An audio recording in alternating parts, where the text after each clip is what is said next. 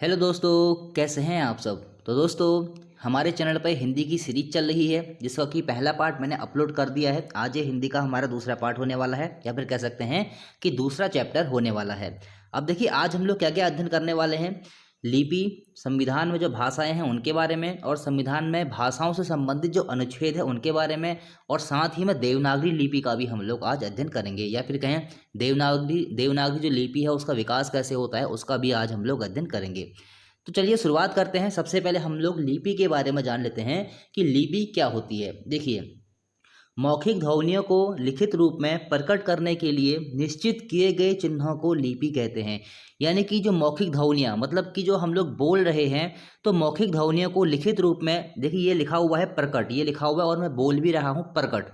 जो मैं मुंह से बोल रहा हूँ वो क्या है, मौखिक ध्वनि। मौखिक ध्वनि, और जो यहाँ पर लिखा हुआ है वो क्या है, इसका लिखित रूप है, प्रकट का लिखित रूप है। तो मौखिक ध्वनियों को लिखित रूप में प्रकट करने के लिए निश्चित किए गए चिन्हों को लिपि कहते हैं। अब देखिए ये क्या है, एक चिन्ह है। अगर मैं लिखता हूँ अ, ये क्या है, अ एक ध्वनि है और एक लिखने का एक चिन्ह है। तो इस प्रकार से मैं लिखता हूँ क। क क्या है, क एक ध्वनि है और लिखने के लिए क्या है, एक चिन्ह है।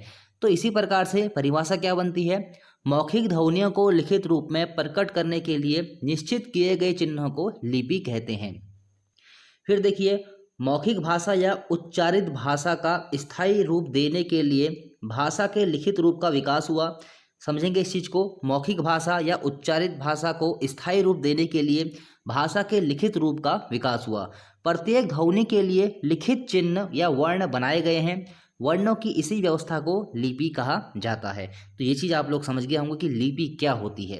तो लिपि मतलब हम जो कुछ भी लिख रहे हैं तो वो एक लिपि के तहत ही लिखा जाता है। दुनिया में, पूरी दुनिया में बहुत सारी लिपियां हैं और उन लिपियों से अनेक भाषाओं का निर्माण हुआ है। तो हर भाषा की अपनी अपनी एक लिपि होती है। अगर लिपि ना हो तो हम किसी चीज़ को लिख ही नहीं सकते हैं। तो किसी भी चीज़ को अगर हम लिख रहे हैं तो वो एक लिपि के तहत ही लिख रहे हैं। मतलब लिपि ने ही हमको चिन्ह प्रदान किए हैं, तभी हम उन चीज़ों को लिख पा रहे हैं। तो यही समझ गए होंगे आप लोग कि लिपि क्या होती है। अब देखिए, प्रमुख भाषाएं व उनकी लिपियां। वैसे तो बहुत सारी भाषाएं हैं दुनिया में और बहुत सारी लिपियां हैं, लेकिन हम लोग यहाँ पर उन्हीं भाषाओं और उन्हीं लिपि के बारे में चर्चा करेंगे जो कि एग्जाम की दृष्टि से महत्वपूर्ण हैं, या फिर जो बार बार पूछे जाते हैं। देखिए, हिंदी, संस्कृत, मराठी और बोडो, ये जो भाषाएं हैं इनकी जो लिपियां हैं वो है देवनागरी। देखिए देवनागरी, मैंने यहाँ पर नागरी भी लिखा हुआ है। कभी कभी क्या होता है, देवनागरी के स्थान पर नागरी लिखा हुआ जाता है ऑप्शन में। देवनागरी और नागरी में नाम मात्र का अंतर है। ये दोनों की दोनों बहुत सेम है, इनमें नाम मात्र का अंतर है। देवनागरी का है, नागरी का है, एक ही बात आप लोग समझ लीजिए। वैसे पहले प्राचीन नागरी आती है, उसके बाद देवनागरी का विकास होता है। अभी हम लोग इस चीज़ को पढ़ेंगे। तो नागरी और देवनागरी लगभग लगभग सेम ही है, इनमें नाम मात्र का अंतर है। अगर आपकी परीक्षा में यह प्रश्न बनता है कि हिंदी, संस्कृत, मराठी और बोडो जो भाषाएं हैं इनकी लिपि क्या है, तो आपका उत्तर क्या हो जाएगा, देवनागरी लिपि। काफ़ी बार दोस्तों प्रश्न पूछे भी गए हैं। संस्कृत जब भाषा आपके सामने आती है तो आप लोग कन्फ्यूज हो जाते हैं कि इसकी लिपि क्या है, तो देवनागरी लिपि। अंग्रेजी, जर्मन, फ्रेंच, स्पेनिश, इनकी लिपि क्या है, रोमन लिपि। पंजाबी, इसकी लिपि क्या है, गुरुमुखी लिपि। उर्दू, फारसी, अरबी, इसकी लिपि क्या है, फारसी लिपि। देखिए फारसी, उर्दू उर्दू काफ़ी बार दोस्तों एग्जाम में पूछा जाता है कि उर्दू किस लिपि में लिखी जाती है, तो आपका उत्तर क्या हो जाएगा, फारसी लिपि में। फिर देखिए बंगला आती है, बंगला के लिए बंगला लिपि है। रूसी और बुल्गेरियन जो भाषाएं हैं इनकी लिपि क्या है, तो रूसी लिपि। तमिल के लिए क्या है, तमिल लिपि। और गढ़वाली और कुमाऊनी देवनागरी लिपि।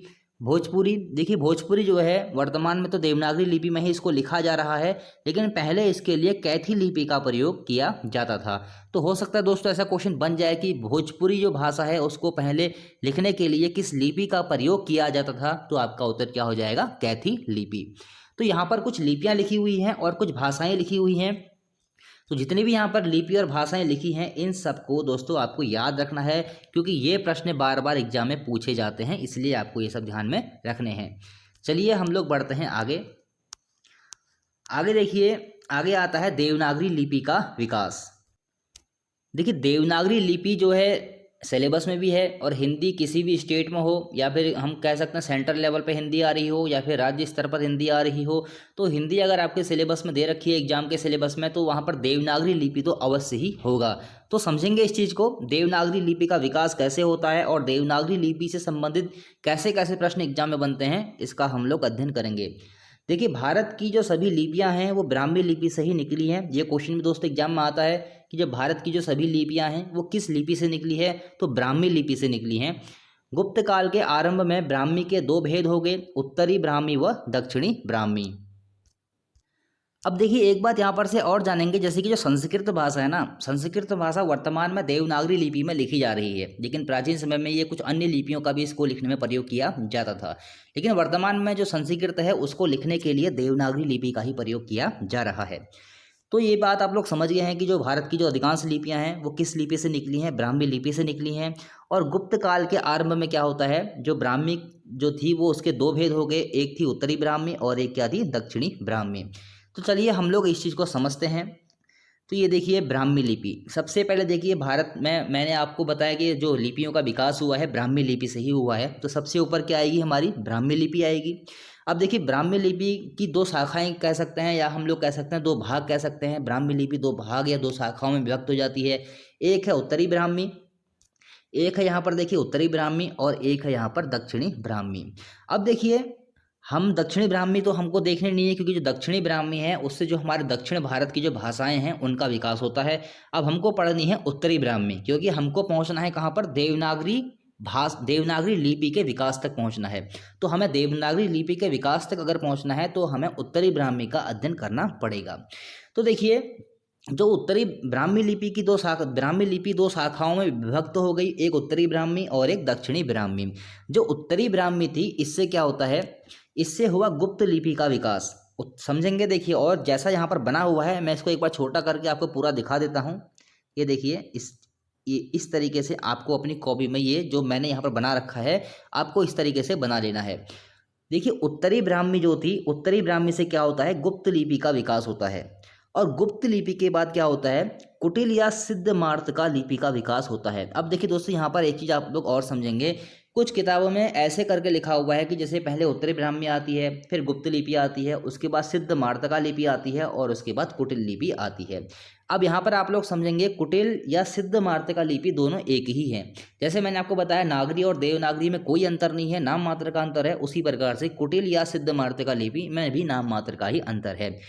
कुटिल लिपि को ही सिद्ध मार्तका लिपि कहा जाता है, या कहें कि सिद्ध मार्तका लिपि किस अन्य लिपि का नाम है, तो ये कुटिल लिपि का ही अन्य नाम है। तो कुछ किताबों में आपको ऐसे भी देखने को मिलेगा, पहले उत्तरी ब्राह्मी, फिर गुप्त लिपि, फिर सिद्ध मार्तका लिपि, उसके नीचे कुटिल लिपि। तो आप कैसे भी करके लिख सकते हैं, इसमें कोई दिक्कत वाली बात नहीं है। आप चाहे तो गुप्त लिपि के नीचे सिद्ध मार्तका लिपि लिख सकते हैं और उसके नीचे कुटिल लिपि लिख सकते हैं, कोई दिक्कत वाली बात नहीं है। तो यहाँ तक आप लोग समझ गए, उत्तरी ब्राह्मी से बनी गुप्त लिपि, गुप्त लिपि से बनी कुटिल या सिद्ध मार्तका लिपि। अब देखिए क्या होता है, जो कुटिल लिपि है ये भी दो भागों में आ गई यहाँ पर, शारदा लिपि और प्राचीन नागरी। प्राचीन नागरी भी दो शाखाओं में यहाँ पर विभक्त हो जाती है, एक पश्चिमी शाखा और एक पूर्वी शाखा। तो देखिए जो प्राचीन नागरी थी उसकी जो पश्चिमी शाखा थी उससे ही देवनागरी लिपि का निर्माण होता है। ये देखिए यहाँ पर से दोस्तों क्वेश्चन अगर आपसे, वैसे तो अगर देखिए यहाँ पर क्वेश्चन दो तरीके से आपसे पूछे जा सकते हैं कि जो देवनागरी लिपि थी उसका विकास किस लिपि से हुआ है, ब्राह्मी लिपि से हुआ है। अगर आपसे ये पूछ लिया कि देवनागरी लिपि का विकास प्राचीन नागरी की किस शाखा से हुआ है, पश्चिमी शाखा, पूर्वी शाखा, उत्तरी शाखा या दक्षिणी शाखा, तो आपका उत्तर क्या हो जाएगा, पश्चिमी शाखा से।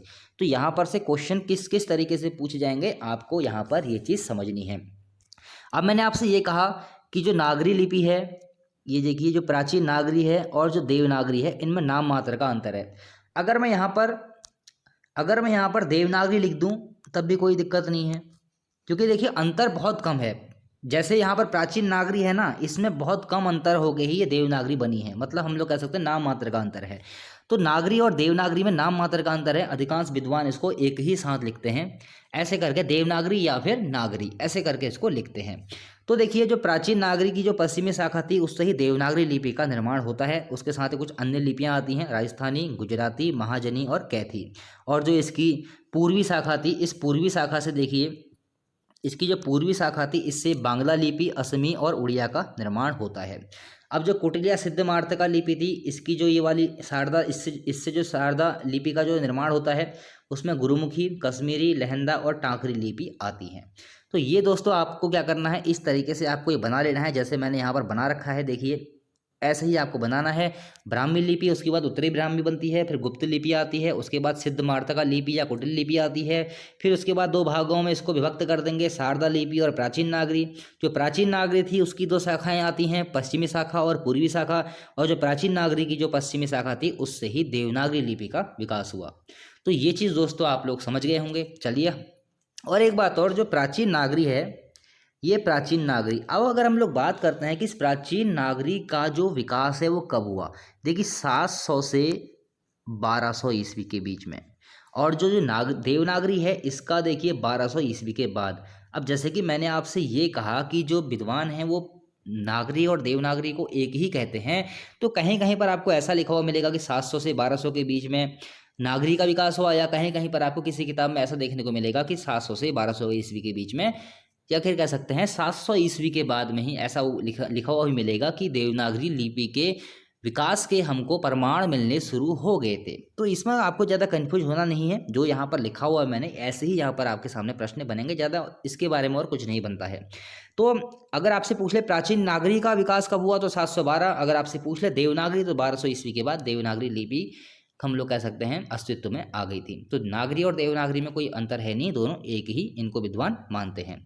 चलिए ठीक है, हम लोग बढ़ते हैं आगे। उसके बाद देखिए देवनागरी लिपि से संबंधित जो प्रश्न हैं और कैसे कैसे प्रश्न यहाँ पर एग्जाम में पूछे जाते हैं उनको हम लोग जानते हैं। देखिए देवनागरी लिपि, देखिए इसको लोकनागरी एवं हिंदी लिपि भी कहा जाता है, और भारत की सभी लिपियाँ प्राचीन ब्राह्मी लिपि से ही निकली हैं। ऐसे क्वेश्चन दोस्तों बनता है कि जो भारत की जो सभी लिपियाँ हैं वो किससे निकली हैं, तो ब्राह्मी लिपि से। प्राचीन समय में ब्राह्मी लिपि की दो धाराएं हो गई, उत्तरी तथा दक्षिणी।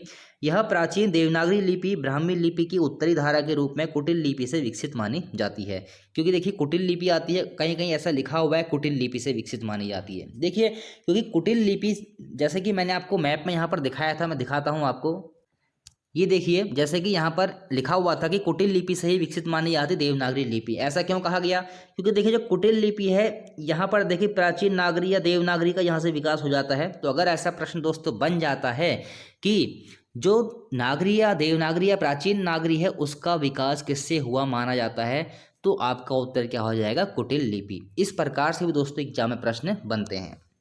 तो ये बातें आपको ध्यान में रखनी है, छोटी छोटी चीज़ें हैं, ऐसे ही दोस्तों एग्जाम में प्रश्न बनते हैं और ऐसे ही आपको एग्जाम में फंसाया जाता है।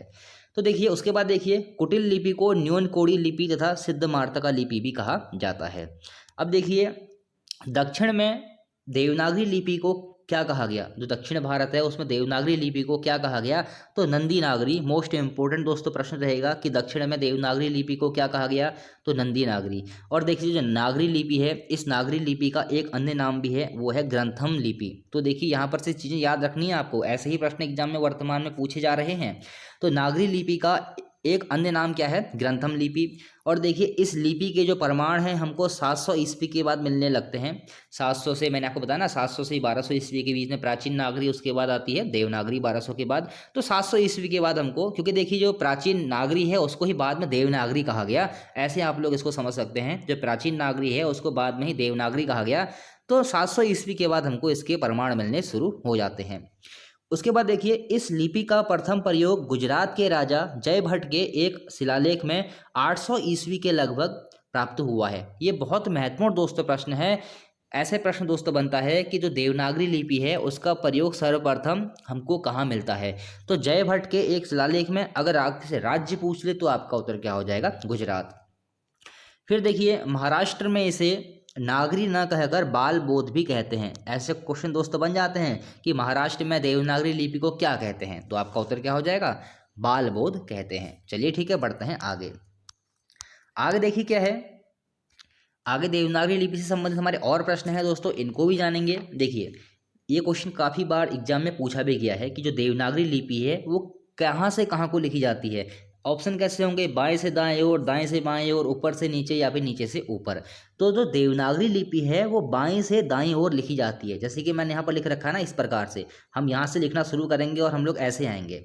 तो यहाँ पर से क्वेश्चन बनता है। और एक प्रश्न और बहुत ज़्यादा बनता है कि जो फारसी लिपि है वो कहाँ से कहाँ को लिखी जाती है। अब जो फारसी लिपि है वो यहाँ से लिखी जाएगी, मतलब कि दाएं ओर से बाईं ओर, ऐसे उल्टा लिखा जाएगा। मतलब कि अगर हम लोग देवनागरी ऐसे लिखते हैं तो फारसी ऐसे लिखी जाएगी, इस तरफ को लिखी जाएगी। मतलब कि देवनागरी ये और फारसी इस प्रकार से लिखी जाती है। तो ये क्वेश्चन दोस्तों 2 प्रश्न हैं यहाँ पर बनते हैं, और 2 प्रश्न बार बार एग्जाम में पूछे गए हैं, आपको ध्यान में रखना है। फिर देखिए, देवनागरी अक्षरात्मक लिपि है जबकि रोमन लिपि वर्णात्मक लिपि है, ऐसे प्रश्न भी बनते हैं। और देवनागरी लिपि में कुल मिलाकर 400 टाइप होते हैं, मतलब कि जिसको टंकड़ हम लोग बोलते हैं, टंकड़। तो देवनागरी लिपि में कुल मिलाकर कितने टाइप या टंकड़ होते हैं? तो आपका उत्तर क्या हो जाएगा? 403। उसके बाद देखिए, देवनागरी लिपि वर्णोच्चारात्मक लिपि है, अर्थात जिस वर्ण या अक्षर का जैसा उच्चारण होता है वैसा ही उसका लेखन होता है। ऐसे प्रश्न दोस्तों बनते रहते हैं एग्जाम में, कभी कभी बन जाते हैं, इसलिए मैंने इस प्रश्न को यहाँ पर लिखा हुआ है। उसके बाद देख लेंगे देवनागरी लिपि का जो सर्वप्रथम प्रयोग है वो किस राज्य में हुआ, अभी मैंने आपसे कहा था। तो देखिए, जयभट्ट का एक अभिलेख हमको प्राप्त होता है, जो कि कहाँ से प्राप्त होता है? हमको गुजरात से प्राप्त होता है। तो अगर आपसे राज्य पूछ ले तो आपका उत्तर गुजरात हो जाएगा, अगर आपसे शासक पूछ ले तो आपका उत्तर क्या हो जाएगा? जयभट्ट। फिर देखिए, एक प्रश्न आप लोग और नोट करेंगे कि भाषा का उद्गम किससे हुआ है। अगर ऐसा प्रश्न बनता है, आपके सामने 4 ऑप्शन रहेंगे और एक ऑप्शन रहेगा ध्वनियों के आधार पर। देखिए, एक एमसीक्यू सीरीज भी हम लोग शुरू करेंगे इसी के साथ में। जैसे कि ये वीडियो आ रही है, इसके बाद एक एमसीक्यू वाली आपकी वीडियो आएगी। ऐसे एक एमसीक्यू वीडियो बीच बीच में आपकी आती रहेंगी, जिसमें आपको ये चीज़ें बताई जाएंगी कि किस तरीके से एग्जाम में प्रश्न आ जाते हैं इस प्रकार के, और आप लोग कैसे उनमें फंस जाते हैं। तो वो प्रश्न आपके लिए लाई जाएंगे एमसीक्यू के द्वारा। तो भाषा का उद्गम हुआ है किसके आधार पर? ध्वनियों के आधार पर। उसके बाद देखिए, जो हमारी भाषा है, उस जो लिपि है, उससे संबंधित कुछ रिपोर्ट तैयार की गई थी, और ये नेहरू रिपोर्ट है। और इस नेहरू रिपोर्ट के बारे में दोस्तों एग्जाम में काफ़ी बार पूछा भी जाता है कि जो नेहरू रिपोर्ट है वो कब प्रकाशित हुई थी? 1928 में। अगर आपसे पूछ ले कि इस नेहरू रिपोर्ट का संबंध किससे है, तो आपका उत्तर क्या हो जाएगा? भाषा संबंधी संस्कृति, मतलब जो भाषा लिपि हमारी है उस भाषा लिपि संबंधी संस्कृति से। तो देखिए, जो नेहरू रिपोर्ट है 1928 में आती है। अब देखिए, इसमें क्या कहा गया? इसमें यह कहा गया था कि देवनागरी अथवा फारसी में लिखी जाने वाली हिंदुस्तानी भाषा भारत की राजभाषा होगी। जो नेहरू रिपोर्ट में किस किस बात को महत्व दिया गया? देवनागरी अथवा फारसी, दोनों को यहाँ पर महत्व दिया गया था। और नेहरू रिपोर्ट कब प्रकाशित होती है? 1928 में, यह आपको याद रखना है। उसके बाद देखिए, अदालतों में नागरी या देवनागरी के प्रवेश का श्रेय किसे है? जो भारत की अदालतें हैं उनमें नागरी के प्रवेश का श्रेय किसको जाता है? तो मालवीय जी को जाता है। इनकी एक पुस्तक है, नोट कर लेंगे, court character and primary education in north western provinces. तो देखिए, 1897 में इनकी ये पुस्तक प्रकाशित होती है। और अगर आपसे पूछ ले कि इस पुस्तक का संबंध किस चीज़ से है, तो वही लिपि से संबंधित, ये भी आपको ध्यान में रखना है। फिर देखिए, अखिल भारतीय लिपि के रूप में देवनागरी के प्रथम प्रचारक किसे माना जाता है? तो शारदा चरण मित्र को। ऐसे क्वेश्चन दोस्तों बनते हैं, बिल्कुल भी आपको यहाँ पर से, आपको देखिए एक बात मैं आपको और बताऊँ, आपको खुद से ये नहीं सोचना है कि ये चीज़ एग्जाम में नहीं आएगी। जो चीज़ यहाँ पर लिखी हुई है वो सब एग्जाम में आने की दृष्टि से महत्वपूर्ण है। फिर देखिए, नागरी प्रकाश नामक पत्र का प्रकाशन ये किया था गौरी दत्त ने, और कब होता है? 1874 में। अब देखिए, गौरी दत्त ने कुछ अन्य पत्रों का भी प्रकाशन किया था, जैसे कि एक है देवनागरी गजट। देवनागरी गजट कब आता है? 1888 में। उसके बाद देखिए, एक आता है कौन सा? देवनागरी, एक मिनट मैं लिखता हूँ यहाँ पर, देवनगर, ये कब आता है? ये आता है 1891 में। अगर आप चाहें तो इनको नोट कर सकते हैं। एक आता है देवनागरी प्रचारक, ये कब आता है? 1892 में। तो इन्होंने कुछ ये यहाँ पर पत्रों का प्रकाशन किया था नागरी लिपि के ही नाम से। तो हो सकता है एग्जाम में दोस्तों प्रश्न बन जाए, जैसे कि नागरी प्रकाश नामक पत्र का प्रकाशन गौरी दत्त ने कब किया था? 1874 में। और देवनागरी गजट नामक पत्र का प्रकाशन गौरी दत्त ने कब किया था? 1888 में। और देवनगर नामक जो पत्र है उसका प्रकाशन कब किया था? 1891 में। और जो देवनागरी प्रचारक नामक जो पत्र है उसका प्रकाशन कब किया? गौरी दत्त जी ने, वो किया 1892 में। तो ये चीज़ें दोस्तों महत्वपूर्ण हैं। चलिए बढ़ते हैं आगे। फिर देखिए, अब हम लोग बात कर लेते हैं कि जो भारत का जो संविधान है, उस संविधान में जो भारत में जो भाषाएं दी गई हैं वो कौन कौन सी भाषाएं हैं, इनके बारे में दोस्तों एग्जाम में बार बार प्रश्न पूछे जाते हैं। तो देखिए, भारत के संविधान में मान्यता प्राप्त 22 प्रादेशिक भाषाओं का उल्लेख, भारत के संविधान में वर्तमान में कितनी भाषाओं को दर्जा दिया गया है? तो देखिए 22 भाषाओं को दर्जा दिया गया है भारतीय संविधान में। अगर आपसे अनुसूची पूछ ले कि जो ये 22 भाषाएं हैं वो संविधान की किस अनुसूची में हैं, तो आपका उत्तर क्या हो जाएगा? 8वीं अनुसूची में। अब देखिए 8वीं अनुसूची में आरंभ में मात्र 14 भाषाएं थी। कभी कभी दोस्तों ऐसे प्रश्न बन जाते हैं कि 8वीं जिस समय संविधान बनता है ना, तो संविधान जब बना था तो उस समय भारत के संविधान में कितनी भाषाएं थी उसकी 8वीं अनुसूची में? तो ये 14 भाषाएं थी। ऐसे प्रश्न भी दोस्तों बने हुए हैं एग्जाम में, याद रखना है आपको। बाद में 8 भाषाएं इसमें और जोड़ी गई और वर्तमान में 8वीं अनुसूची में 22 प्रादेशिक भाषाओं का उल्लेख है। अब देखिए कौन कौन सी भाषाएं हैं। अब देखिए दोस्तों यहाँ से ही प्रश्न बनते हैं, यहाँ से भी प्रश्न बनते हैं। किस प्रकार से बनते हैं? मान लीजिए आपके सामने। अब देखिए एक बात और, जैसे कि यहाँ पर लिखा हुआ है कि मात्र 22 भाषाएं। अब आपको क्या लगता है कि भारत में मात्र 22 भाषाएं बोली जाती हैं? भारत में सैकड़ों हजारों भाषाएं बोली जाती हैं, लेकिन संविधान में मात्र 22 भाषाओं को ही दर्जा मिला हुआ है। अब देखिए ऑप्शन, यहाँ से प्रश्न कैसे बनेगा? आपके सामने प्रश्न बनेगा कि बताइए इनमें से कौन सी भाषा भारत के संविधान में दर्ज नहीं है। एक हो जाएगा देखिए कन्नड़, जैसे कि एक हो जाएगा कन्नड़, हिंदी, पंजाबी, बांग्ला। एक ऐसी भाषा रहेगी जो भारत के संविधान में दर्ज होगी ही नहीं। मान लेते हैं कि गढ़वाली है, कुमाऊनी है, ये भाषा संविधान में दर्ज है ही नहीं। तो इस चीज़ से आपको इन चीज़ों को समझना है और आपको ये चीज़ भी ध्यान में रखनी है कि भारत के संविधान में कौन कौन सी भाषाएं हैं। तो देखिए कौन कौन सी भाषाएं हैं। असमिया, बांग्ला, गुजराती, हिंदी, कन्नड़, कश्मीरी, मलयालम, मराठी, उड़िया, पंजाबी, संस्कृत, तमिल, तेलुगु और उर्दू। तो ये सारी भाषाएं भारत के संविधान में शामिल हैं। अब देखिए यहाँ पर से क्या होता है कि ये तो 14 भाषाएं हो गई। बाद में क्या होता है कि कुछ अन्य भाषाएं भी भारत के संविधान में जोड़ी गई, जो कि संविधान संशोधन करके जोड़ी गई। और वही संविधान संशोधन आपसे पूछे जाते हैं एग्जाम में। सर्वाधिक जो यहाँ पर जो भारत की जो भाषाएं हैं, अगर मैं बात करूँ जो सर्वाधिक प्रश्न बनते हैं, तो आपके यहाँ से लेकर यहाँ से ये वाला जो हिस्सा है ना, सर्वाधिक प्रश्न एग्जाम में यहीं से पूछे जाते हैं। देख लेते हैं किस तरीके से पूछे जाते हैं। देखिए 21वां संविधान संशोधन होता है सन 1967 में। तो इस 21वें संविधान संशोधन के तहत सिंधी भाषा को जोड़ा गया भारत के संविधान में, जो कि 15वीं भाषा कहलाई। उसके बाद देखिए 71वां संविधान संशोधन होता है कब? 1992 में। तो यहाँ पर क्या होता है कि 3 भाषाओं को, कोंकणी, मणिपुरी और नेपाली, कुल मिलाकर कितनी भाषाएं होगी हमारी? 16, 17 और 18 भाषाएं होगी।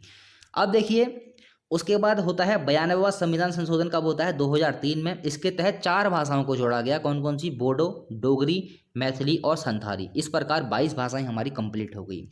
अब देखिए यहाँ पर बहुत ज़्यादा जो छात्र हैं कंफ्यूज रहते हैं कि जो 71वां संविधान संशोधन है, इसके तहत कौन कौन सी भाषाओं को जोड़ा गया। एग्जाम वैसे तो याद रहता है, एग्जाम में आते ही कंफ्यूज हो जाते हैं। तो इसको याद करने की छोटी छोटी ट्रिक है। देखिए मैं ट्रिक बहुत छोटी बनाता हूँ और जितनी लाइन होती है उसकी बहुत कम शब्दों में उसको सीमित करके बनाता हूँ, और मुझे यकीन भी है आपको ये चीज़ें पढ़ने में आसानी भी होती होगी जो ट्रिक बनाता हूँ। जैसे कि यहाँ पर देखिए जो यहाँ पर प्रश्न बनता है कैसे बनता है। 71वां संविधान संशोधन 1992 के तहत भारत के संविधान की 8वीं अनुसूची में इनमें से कौन सी भाषा को जोड़ा गया? अब आपके सामने 4 ऑप्शन रहेंगे, पंजाबी, संस्कृत, तमिल और नेपाली। तो ऐसे करके आपको इन चीज़ों को याद करना है। अब इसकी याद करने की ट्रिक क्या है? मनेको एक ट्रिक है। 71वें संविधान संशोधन 1992 के तहत जो भाषाएं रखी गई संविधान में 8वीं अनुसूची में, उनको याद करने की ट्रिक। मने को मतलब मौ से क्या हो जाएगा? मणिपुरी, नै से क्या हो जाएगा? नेपाली और को से क्या हो जाएगा? कोंकणी। बस मने को आपको याद रखना है, इतना सा बस, इतना तो आप लोग याद रख ही सकते हैं। और 71वें संविधान संशोधन 1992 के तहत जो भाषाएं हैं इतनी देखिए एक इतने से शब्दों में सीमित हो गई हैं। तो ये इसको याद रखने की ट्रिक है मने को।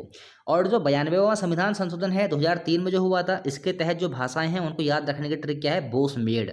जो बॉस है वो पागल हो गया, समझ लीजिए, बोस मेड। देखिए बो से क्या हो जाएगी? बोडो, सौ से क्या हो जाएगी? संथाली, मै से क्या हो जाएगी? मैथिली और डॉ से क्या हो जाएगी? डोगरी। तो इतना आसान है इस चीज़ को याद करना। और यहाँ से दोस्तों सर्वाधिक प्रश्न पूछे जाते हैं। यहाँ पर से देखिए, यहाँ पर तो एक ही भाषा है हमारी सिंधी है, तो आपको याद हो ही जाएगी। और दोस्तों बार बार ये प्रश्न पूछे जाते हैं कि 21वां सिंधी भाषा जो थी उसको संविधान में जब जोड़ा गया तो वो किस संविधान संशोधन के तहत जोड़ा गया, ऐसे भी प्रश्न बनते हैं। तो कौन सा? 1967। अगर आपसे संविधान संशोधन की संख्या पूछ ले तो आपका उत्तर क्या हो जाएगा? 21वां। सेम इसी तरीके से इन दोनों से भी आपसे सवाल पूछे जाएंगे। तो ये आप लोग समझ गए होंगे। फिर देखिए एक प्रश्न और है, हिंदी भारत की राजभाषा है या राष्ट्रीय भाषा? अगर ये प्रश्न आज की डेट में दोस्तों एग्जाम में आ जाए, 90% बच्चे जो हैं वो इसका उत्तर गलत करके आते हैं। उत्तर क्या करके आते हैं? राष्ट्रीय भाषा। अब वैसे एक बात मैं आपको बताऊं, अभी तक भारत की कोई राष्ट्रीय भाषा है ही नहीं। भारत की राजभाषा है, भारत की कोई राष्ट्रीय भाषा नहीं है। तो देखिए, अगर आपसे प्रश्न पूछ ले कि हिंदी भारत की राजभाषा है या राष्ट्रीय भाषा, या फिर क्वेश्चन ऐसे आएगा, हिंदी भारत की कैसी भाषा है, तो आपका उत्तर क्या हो जाएगा? राजभाषा। राजभाषा का मतलब होता है राजकाज की भाषा। मतलब कि देखिए, वर्तमान में जो भारत सरकार के द्वारा राजकाज चलाया जा रहा है, किताबी रूप से कहें या किसी भी रूप से कहें, वो राजभाषा के माध्यम से चलाया जा रहा है, ना कि राष्ट्रीय भाषा के माध्यम से। राजभाषा का मतलब क्या होता है? राजकाज की भाषा। यहाँ पर मैंने लिखा हुआ है, राज्यों द्वारा भारत का चुनाव संविधान की राज्यों द्वारा भारत का चुनाव संविधान की 8वीं अनुसूची में उल्लिखित। यहाँ पर मैंने दोस्तों कुछ गलत लिख दिया है, मुझे लगता है। नहीं, गलत नहीं, सही लिखा है। देखिए, राज्यों द्वारा भाषा का चुनाव संविधान की 8वीं अनुसूची में उल्लिखित भाषाओं तक ही सीमित नहीं है। कहने का मतलब ये है कि जो 8वीं अनुसूची में जो भाषाएं हैं, यहीं तक भाषाएं भारत में सीमित नहीं हैं, इसके अलावा भी बहुत सारी भाषाएं हैं। अगर एग्जाम में ऐसा प्रश्न बन जाए कि भारत में कितनी भाषाएं हैं, ऑप्शन हो मान लिया 18, 22, 25, संख्या निर्धारित नहीं है, तो आपका उत्तर क्या हो जाएगा? संख्या निर्धारित नहीं है। अगर आपसे पूछ ले भारत के संविधान, देखिए दो प्रश्न बन सकते हैं, भारत में कितनी भाषाएं हैं, ऑप्शन 22, 23, 24, संख्या निर्धारित नहीं, तो आपका उत्तर क्या हो जाएगा? संख्या निर्धारित नहीं। अगर आपसे पूछ ले संविधान में कितनी भाषाएं हैं, ऑप्शन 21, 22, 23, 24, तो उस कंडीशन में आपका उत्तर क्या हो जाएगा? 22। तो ये आप लोग समझ गए होंगे। चलिए बढ़ते हैं हम लोग आगे, देख लेते हैं आगे। आगे देखिए, आते हैं हमारे अनुच्छेद, जहाँ से एक प्रश्न दोस्तों हर एग्जाम में बनता है, मैंने भी देखा है, यहाँ से दोस्तों हमेशा से ही प्रश्न पूछे जाते हैं। तो देखिए, भारतीय संविधान के किन अनुच्छेदों में राजभाषा संबंधी प्रावधानों का उल्लेख है?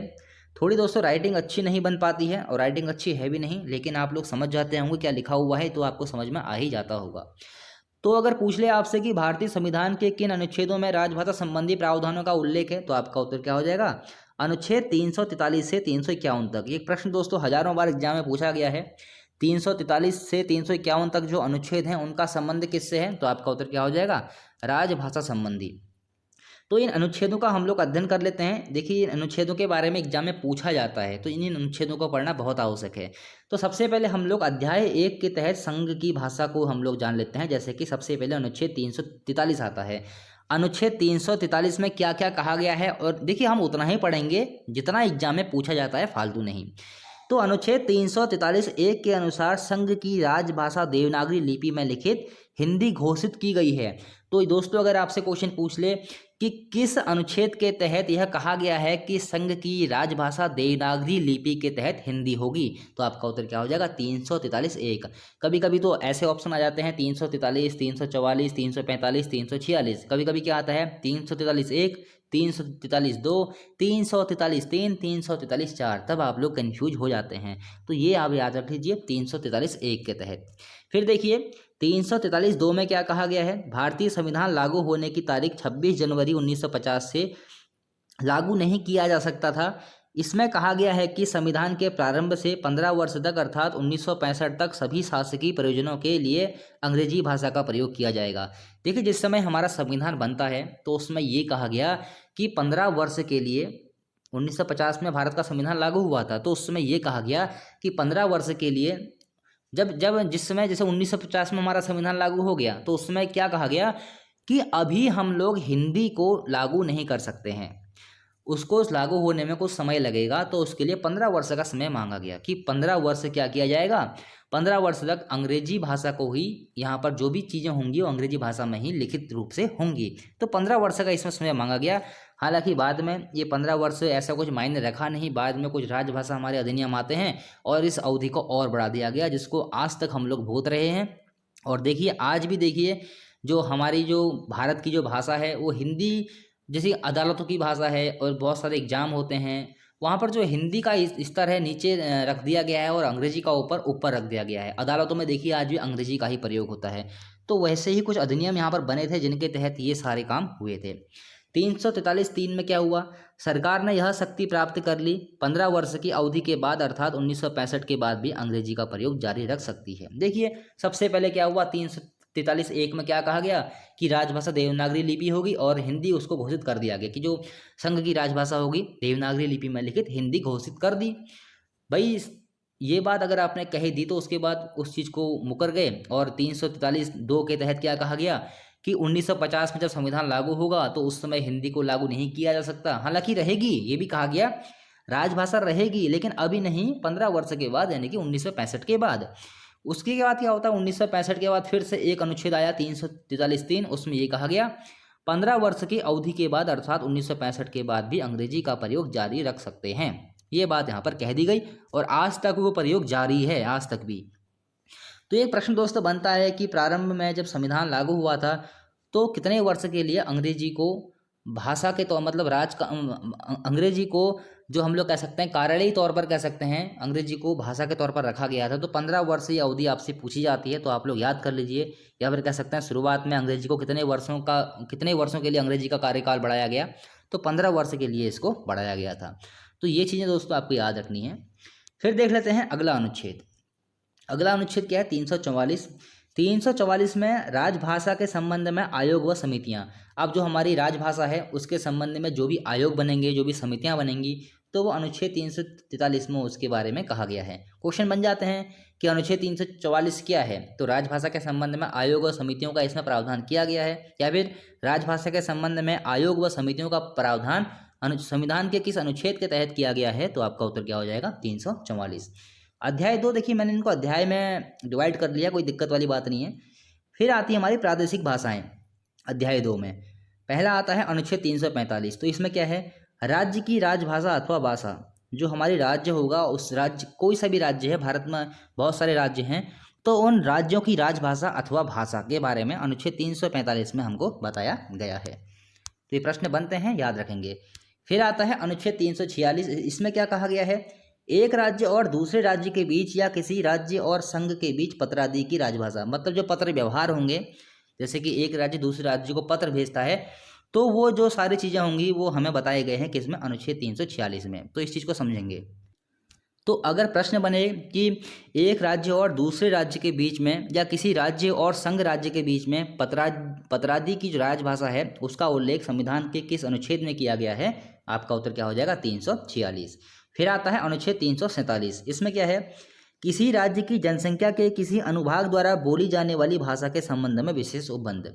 मान लेते हैं कोई राज्य है और उस राज्य में किसी एक भाषा को बोलने वाले बहुत ज़्यादा लोग हैं, तो उसी के संबंध में विशेष उपबंध जो बनाया जाएगा अनुच्छेद 347 के तहत ही बनाया जाएगा।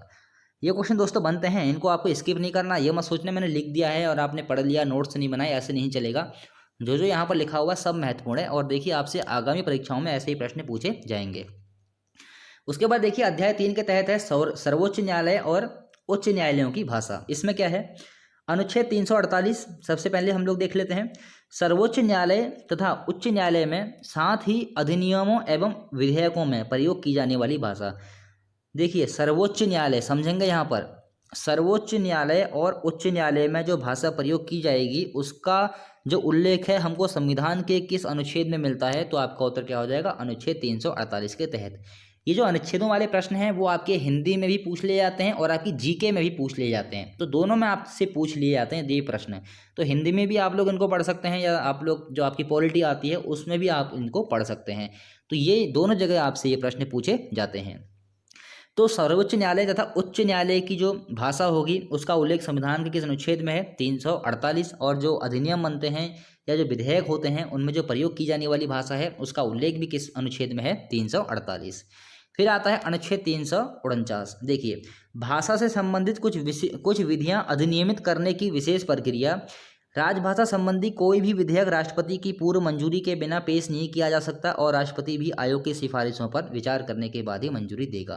तो भाषा से संबंधित कुछ विधियां अधिनियमित करने की विशेष ये प्रक्रिया है जो कि अनुच्छेद 349 में है। हालांकि ये अनुच्छेद इतना महत्वपूर्ण नहीं है। फिर देखिए अनुच्छेद अध्याय 4 जिसमें विशेष निर्देश दिए गए हैं। सबसे पहले आता है अनुच्छेद 350। देखिए ये जो अनुच्छेद 350 है इसका संबंध किससे है, शिकायती निवारण में प्रतिनिधित्व के लिए प्रयुक्त भाषा। ऐसे दोस्तों प्रश्न बना हुआ है एग्जाम में कि शिकायती निवारण में प्रतिनिधित्व के लिए प्रयुक्त भाषा का उल्लेख संविधान के किस अनुच्छेद में है, आपका उत्तर क्या हो जाएगा 350। अब जो अनुच्छेद 350 है, इसमें जो अनुच्छेद 350 ए है ये क्या कहता है, प्राथमिक स्तर पर मातृभाषा में शिक्षा की सुविधाएं। हजारों बार दोस्तों ये प्रश्न एग्जाम में बना हुआ है, मोस्ट इम्पोर्टेंट प्रश्नों की कैटेगरी में ये प्रश्न आता है कि प्राथमिक स्तर पर जो मातृभाषा में शिक्षा दी जाएगी वो संविधान के किस अनुच्छेद के तहत दी जाएगी, या तो आपके ऑप्शन में अनुच्छेद 350 होगा या फिर 350 ए होगा। दूसरा है 350 बी। 350 बी क्या है, 350 बी में भाषाई अल्पसंख्यक वर्गों के लिए विशेष अधिकारी की नियुक्ति जो कि राष्ट्रपति द्वारा की जाएगी। तो ये भी दोस्तों काफ़ी बार एग्जाम में प्रश्न पूछा गया है कि जो भाषाई अल्पसंख्यक वर्ग हैं उनके लिए जो विशेष अधिकारी की नियुक्ति की जाएगी वो किस अनुच्छेद के तहत की जाएगी, 350। फिर आता है अनुच्छेद 351। ये भी दोस्तों अगर मैं अनुच्छेद 343 से 351 तक बात करूं, जो सर्वाधिक बार जो प्रश्न पूछे गए हैं यहाँ से पूछे गए हैं 350 और 351 से। 351 में क्या है, हिंदी भाषा के विकास के लिए विनिर्देश, मतलब जो हिंदी भाषा है उसके विकास के लिए जो विनिर्देश या निर्देश, निर्देश का मतलब होता है ऑर्डर, जो ऑर्डर दिए गए हैं वो दिए गए हैं अनुच्छेद 351 में। तो प्राथमिक स्तर पर जो मातृभाषा है वो किस में है, 350 ए में, और हिंदी विकास के लिए जो निर्देश है वो किस में है, अनुच्छेद 351 में। तो ये चीज़ दोस्तों आप लोग समझ गए होंगे, ये थे संविधान के अनुच्छेद जो कि हिंदी भाषा से संबंधित थे। फिर देखिए वर्तमान में हिंदी 9 राज्यों तथा एक केंद्र शासित प्रदेश की राजभाषा है। देखिए यहाँ पर से भी ये प्रश्न महत्वपूर्ण है, प्रश्न बन सकता है, या तो ऐसे बनेगा कि वर्तमान में हिंदी कितने राज्यों व केंद्र शासित प्रदेशों की राजभाषा है, तो आपका उत्तर हो जाएगा 10। अगर आपसे पूछ ले सिर्फ राज्य तो आपका उत्तर हो जाएगा 9, सिर्फ आपसे पूछ ले केंद्र शासित प्रदेश तो आपका उत्तर हो जाएगा 1। अगर आपसे ये ऐसा प्रश्न बनता है कि वर्तमान में हिंदी कितने राज्यों व केंद्र शासित प्रदेशों की भाषा है, तो आपका उत्तर क्या हो जाएगा, 9 और 1 10। अब वो राज्य कौन कौन से हैं, उत्तर प्रदेश, मध्य प्रदेश, हिमाचल प्रदेश, उत्तराखंड, छत्तीसगढ़, झारखंड, राजस्थान, हरियाणा और बिहार, और केंद्र शासित प्रदेश कौन सा है, दिल्ली। फिर देखिए हिंदी भाषी राज्यों में महाराष्ट्र, गुजरात व पंजाब की एवं केंद्र शासित प्रदेशों में चंडीगढ़ व अंडमान निकोबार की सरकारों ने हिंदी को द्वितीय राजभाषा घोषित कर रखा है। तो ये चीज़ आप लोग देख सकते हैं, याद कर सकते हैं। उसके बाद देखिए फिर आता है प्रथम राजभाषा आयोग। जो प्रथम राजभाषा आयोग बनता है भाषा के से, ये क्वेश्चन दोस्तों बनता है कि जो भाषा के संबंध में जो प्रथम आयोग बना था या राजभाषा आयोग बना था वो कब बना था, तो देखिए ये बनता है बाल गंगाधर या फिर बीजी खैर आयोग इसका नाम है। इसका गठन होता है 7 जून 1955 को। इसने प्रतिवेदन कब दिया था, 31 जुलाई 1956 को। राजभाषा से संबंधित ये प्रश्न ऐसे ही बनता है कि जो बीजी खैर आयोग है इसका संबंध किससे है, तो आपका उत्तर क्या हो जाएगा, राजभाषा आयोग, या फिर कह सकते हैं ये प्रथम राजभाषा आयोग था। इसने क्या क्या सिफारिशें की थी, सारे देश में माध्यमिक स्तर तक हिंदी अनिवार्य, न्याय देश की भाषा में किया जाए, और अखिल भारतीय स्तर पर अंग्रेजी का प्रयोग संभव नहीं। तो इसने हम लोग कह सकते हैं पूर्ण रूप से हिंदी के बारे में बात की थी, हिंदी को ही अनिवार्य रूप से लागू किया जाए। तो सिफारिशें तो वैसे नहीं पूछी जाती हैं, यहाँ से तो पूछे जाने वाले प्रश्न हैं वो हैं जैसे कि प्रथम राजभाषा आयोग कौन सा था, आपका उत्तर क्या हो जाएगा, बीजी खैर आयोग। या फिर बीजी खैर आयोग का संबंध किससे है, राजभाषा से, और इसका गठन कब हुआ, 7 जून 1955 में, और इसने प्रतिवेदन कब दिया, 1956 में। तो यहाँ से ये प्रश्न बनते हैं बीजी खैर आयोग से। उसके बाद देखिए संसदीय राजभाषा समिति या गोविंद बल्लभ जीवी पंत समिति, तो एक समिति फिर बनती है, ये बनती है, गठन होता है 16 नवंबर 1957 को। इसने प्रतिवेदन कब दिया, 8 फरवरी 1959 को। अब देखिए इसने सिफारिशें क्या की, हिंदी संघ की राजभाषा का स्थान जल्दी से जल्दी लेकिन इस परिवर्तन के लिए कोई निश्चित तारीख जैसे 26 जनवरी 1965 नहीं दी जा सकती। अब देखिए यहाँ पर से दो मुही बातें हो गई, एक तरफ से तो ये कहते हैं कि हिंदी संघ की राजभाषा का स्थान जल्दी से जल्दी ले, और एक तरफ ये लोग क्या कहते हैं कि एक निश्चित तारीख हम लोग इसको 1965 नहीं दे सकते हैं। तो देखिए फिर क्या होता है, जब अगर ये बात सामने आई है, सिफारिश दी, एक सिफारिश इन्होंने और दी, 1965 ईस्वी तक अंग्रेजी प्रधान राजभाषा और हिंदी सहायक राजभाषा रहनी चाहिए। 1965 के बाद जब हिंदी संघ की प्रधान राजभाषा हो जाए तब अंग्रेजी संघ की सहायक राजभाषा रहनी चाहिए।